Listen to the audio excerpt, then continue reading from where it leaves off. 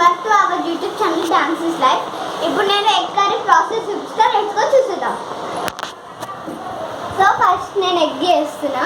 మా పెద్ద మమ్మీ మా అమ్మమ్మ వాళ్ళు గుట్లా హెల్ప్ చేసిండ్రు. సో ఎగ్ అంతా వేస్తున్నా అన్నమాట. ఓకే, మంచిగా చేయాలి. కాలుతుంది, బయట వర్షం పడుతుంది. ఫస్ట్ ఆనియన్ కట్ చేసిన. చూడండి, ఎగ్ బాయిల్ లైక్ అంటే సో బాగుంది కదా ఎగ్.